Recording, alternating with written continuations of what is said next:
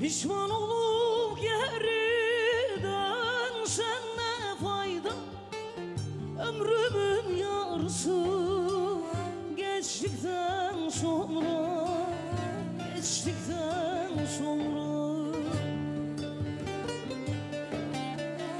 Pişman olup geri dönsen ne fayda? Ömrümün yarısı geçtikten sonra, geçtikten sonra. Zaten bir başıma kaldım arada, hep gözüm ellerde kaldıktan sonra. Zaten bir başıma kaldım arada, hep gözüm ellerde kaldıktan sonra. Vay zalim vay.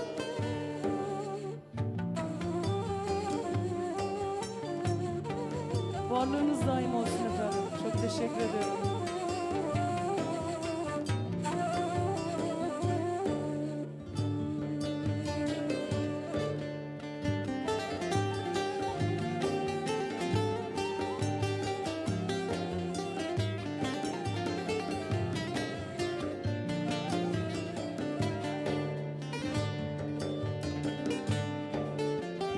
Ne murada erdim, ne bir gün gördüm, bir sevda uğruna ömrümü verdim, ömrümü verdim.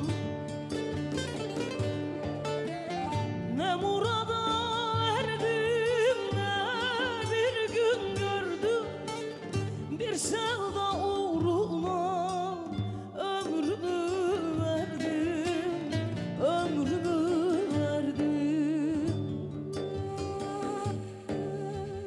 Her gün biraz daha artıyor derdim, seni yad ellerle gördükten sonra. Her gün biraz daha artıyor derdim, seni yad ellerle gördükten sonra.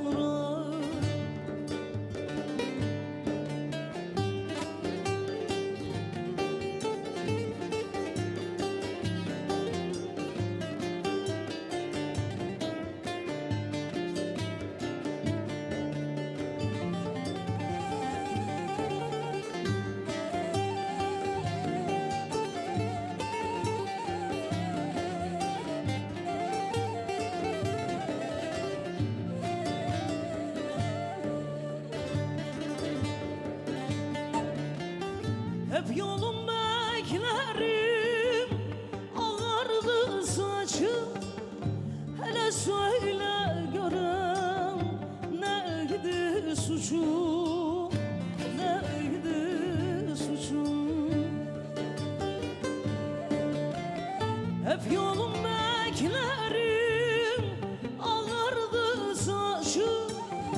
Hele söyle görem, neydi suçum, neydi suçum? Gayrı burada durmam, yüklendi göçüm. Cemali gurbete saldıktan sonra. Gayrı